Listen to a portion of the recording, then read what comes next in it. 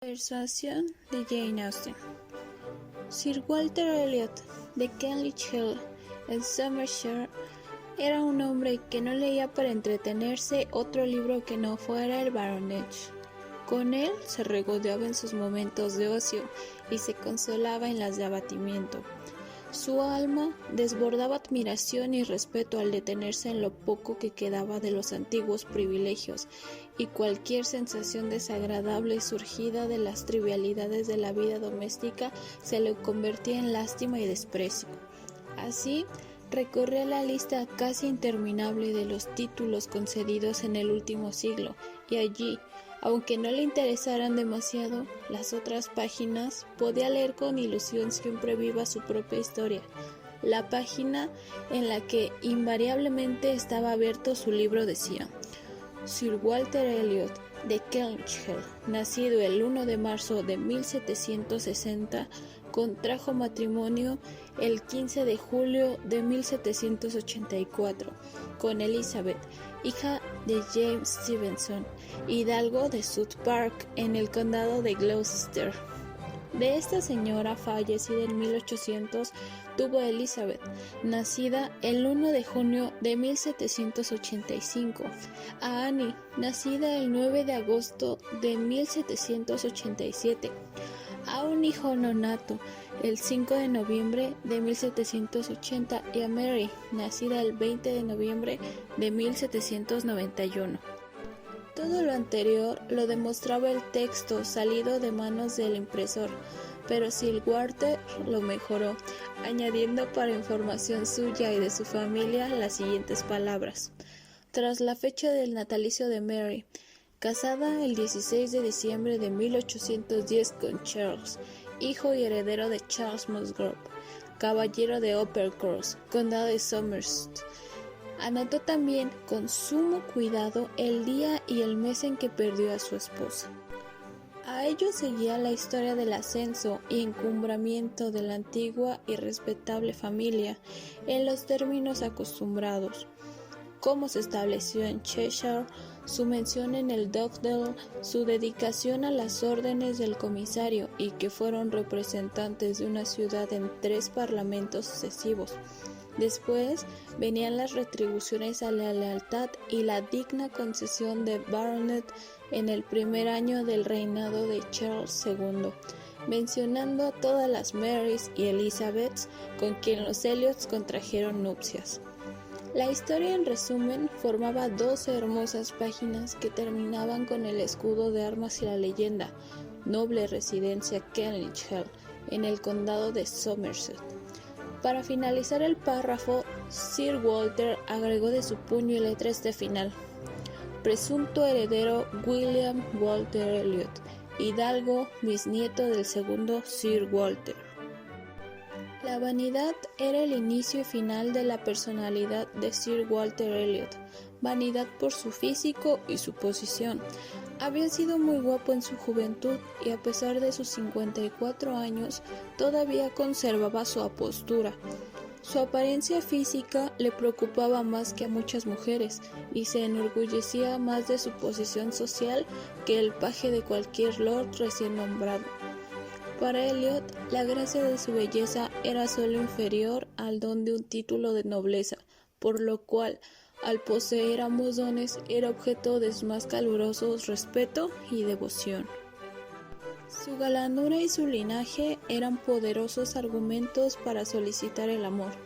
A ellos debió una esposa muy superior a lo que Sir Walter podía esperar por sus méritos. Lady Elliot fue una mujer excelente, tierna y amable, cuyo criterio y conducta, descartando el juvenil deseo de haber querido ser Lady Elliot, nunca precisó de otras indulgencias. Durante 17 años siempre atenuó u ocultó los defectos de su marido y defendió su auténtica respetabilidad, y aunque su dicha en este mundo no fue tanta, sus deberes, amigos e hijos fueron motivos suficientes para aferrarse a la vida y no abandonarla con indiferencia cuando llegó su hora. 3 hijas, las 2 mayores de 16 y 14 años, eran un valioso legado que la madre temía confiar a la autoridad de un padre necio y vanidoso. Lady Elliot tenía, no obstante, una amiga íntima, mujer sensible y meritoria, que, instada por el gran cariño profesado a Lady Elliot, estableció su residencia muy cerca de ella, en el pueblo de Kellynch. Lady Elliot confió en la discreción y bondad de su amiga para sustentar y mantener los buenos principios y la educación que con tanto empeño delegó a sus hijas. Dicha amiga y Sir Walter no se casaron, aunque sus conocidos podrían haberlo sospechado. 13 años habían transcurrido desde la muerte de Lady Elliot y ambos eran todavía vecinos y buenos amigos, aunque cada uno conservaba su viudez. El que Lady Russell, de edad y carácter firmes y sin problemas económicos, no hubiese contemplado un segundo matrimonio, no necesita explicación alguna ante el público, cuyo absurdo enfado se manifiesta al saber que una mujer vuelve a casarse, no cuando sucede lo contrario. Pero la continua soltería de Sir Walter requiere una explicación. Ha de saberse que, como buen padre, y tras padecer 2 o 3 desengaños por sus incoherentes propósitos, se ufanaba de su soltería en atención a su querida hija.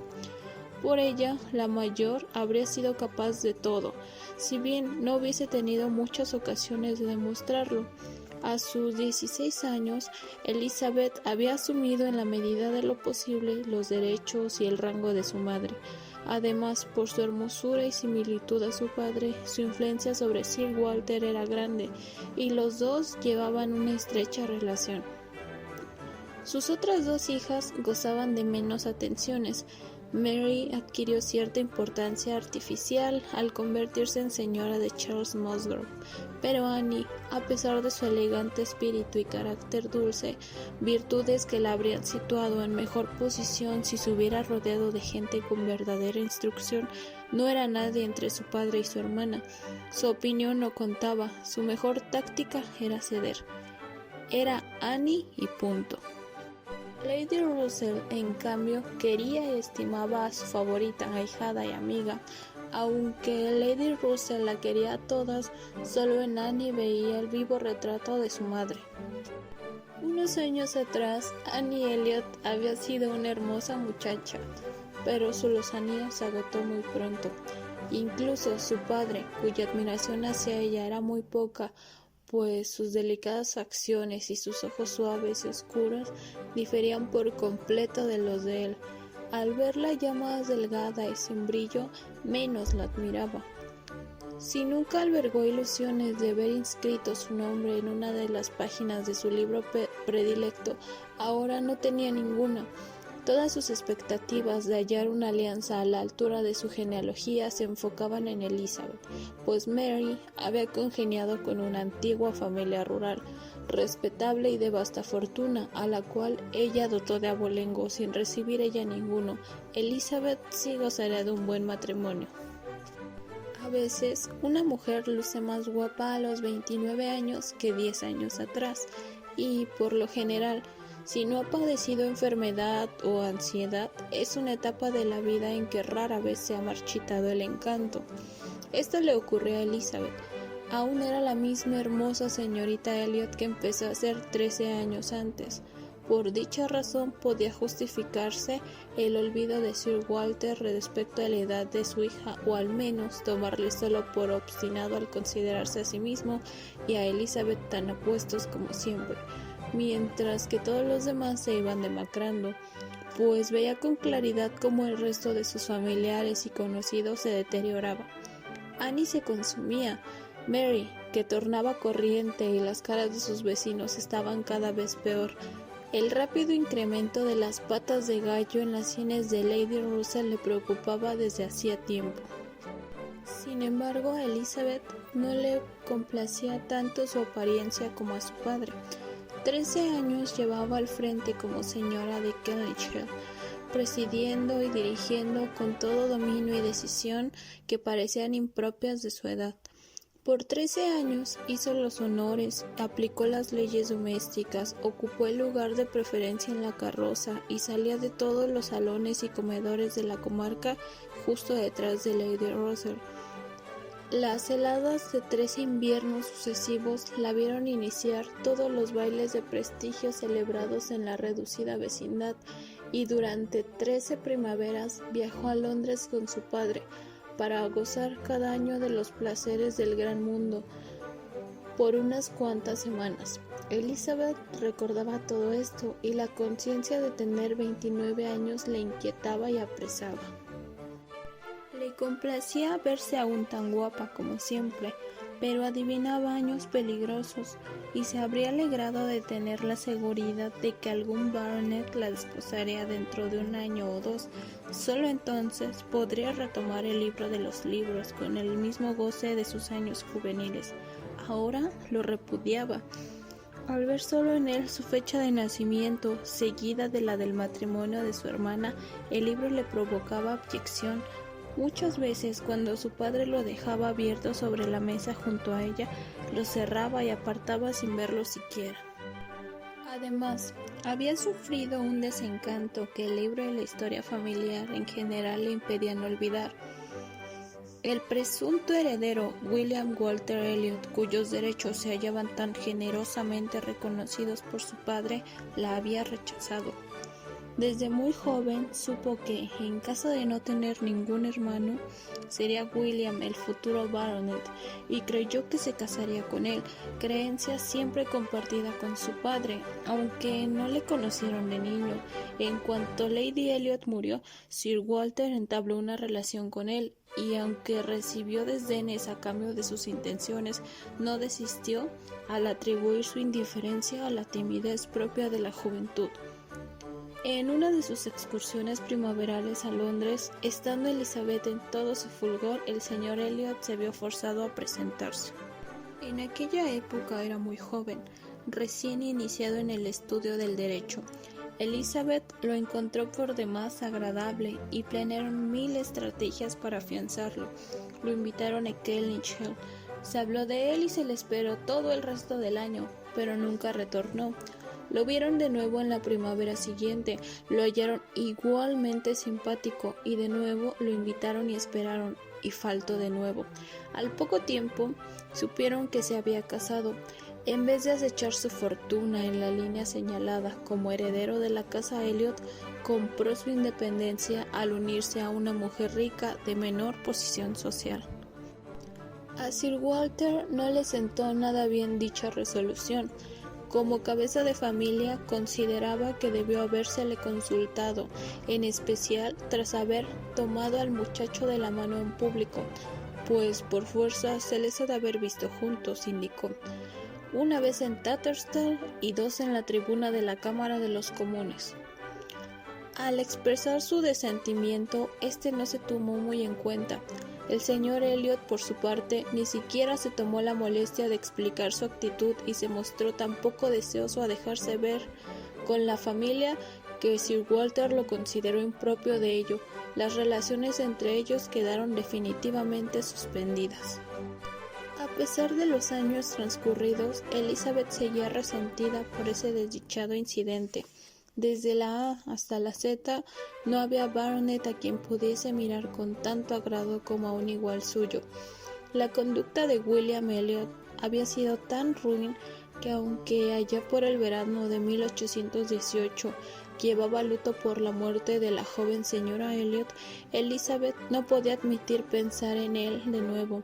Quizá la tragedia en que finalizó su primer matrimonio, del cual ya no podía pensarse en herederos, podría haber calmado las aguas. Sin embargo, todo empeoró cuando algunos buenos amigos de los Elliot les relataron del poco respeto con el que hablaba de ellos, despreciaba su linaje, así como el honor que él mismo le confería. Aquello era imperdonable. Eran tales los sentimientos e inquietudes de Elizabeth Elliot, estos los malestares a suavizar, las agitaciones por transformar, la estupidez y la elegancia, la prosperidad y la estrechez de su esencial escena. Sin embargo, algo nuevo comenzaba a demandarle más interés y dedicación. La preocupación de su padre por el dinero se acrecentaba más y más. Ella sabía que al mirar el baronet, su padre evadía tanto las cuentas de sus abastecedores como los incisivos comentarios de su agente, el señor Shepherd.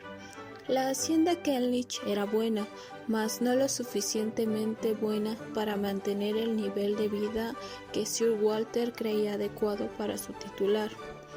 Mientras Lady Elliot vivió, el método, mesura y economía imperantes nunca admitieron desorden en los ingresos. Al morir, sin embargo, zozobró toda la cordura y Sir Walter sucumbió a los excesos. Rechazaba la idea de gastar menos y cedía continuamente a sus impulsos. Aunque no sintiera pesar alguno, sus deudas se acrecentaban y se lo recordaban tan a menudo que ya fue inútil tratar de ocultarlas por más tiempo. Ni siquiera en parte a su hija. Durante su última primavera en Londres, Elizabeth sugirió: ¿podríamos reducir nuestros gastos? ¿Se te ocurre algo que pudiésemos suprimir? Elizabeth, justo es decirlo, en su primer estímulo de alerta femenina pensó seriamente qué podían hacer y al final sugirió 2 medidas: suspender algunas limosnas innecesarias y prescindir del nuevo mobiliario del salón. A esto agregó la peregrina idea de no comprarle a Annie el regalo que acostumbraba llevarle todos los años. Estas medidas empeoraron, aunque justas, eran deficientes para cortar el mal de raíz, cuya totalidad Sir Walter se creyó obligado a confesar a Elizabeth poco después. Elizabeth no supo formular otra acción con resultados eficaces. Al igual que su padre, se sintió impotente. Sir Walter solo podía disponer de una pequeña parte de sus dominios, y aunque hubiese podido enajenar todos sus campos, nada habría cambiado. Accedió a hipotecar todo lo que se pudiera, pero jamás consentiría en vender. No, nunca deshonraría su nombre hasta ese punto. La hacienda Kenlich llegaría a manos de su heredero íntegra y en su totalidad, tal como él había recibido. Sus 2 confidentes, el señor Shepherd, que vivía en la ciudad vecina, y Lady Russell, fueron llamados a consulta. Tanto el padre como la hija parecían esperar que a uno o a otra se le ocurriera algo para librarlos de sus apuros y reducir su presupuesto sin que ello significase ningún menoscabo de sus gastos.